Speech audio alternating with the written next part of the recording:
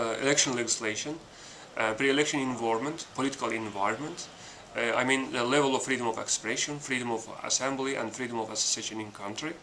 And also political harassment.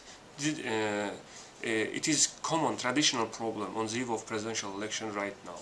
Right now we have more than 100 political prisoners which are charged in political levels and who are just political activists, a member of different political parties or political leaders. And also I should mention that one of nominated candidates by opposition movement, Republican Alternative Movement, Ilgar Mammadov, was not get registered candidate, and he is right now in prison. He is one of the political prisoners in this election process. And there are also journalists who are arrested on the eve of presidential election. So such a kind of political environment does not give us a chance to assess this election free, fair and democratic. Unfortunately, during pre-election campaign period, we have observed a lot of cases which affected election process and which give us to say this the equal condition for all nominated candidates didn't provide by local ExCom or Central Election Commission.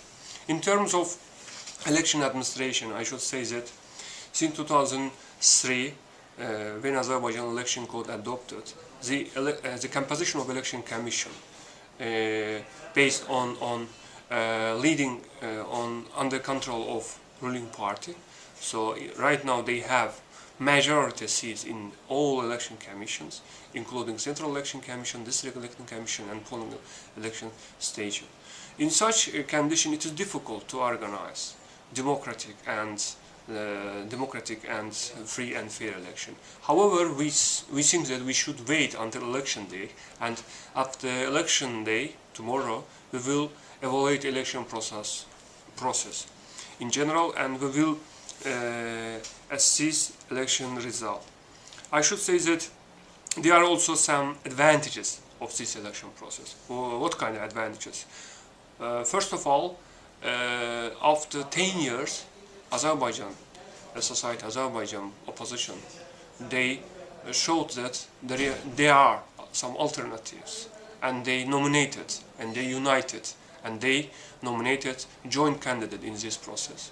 And it was, of course, very positive that people are organize good political campaign, and they just shows that in this country there are some alternatives and there are some space for restoring of political dynamism in country.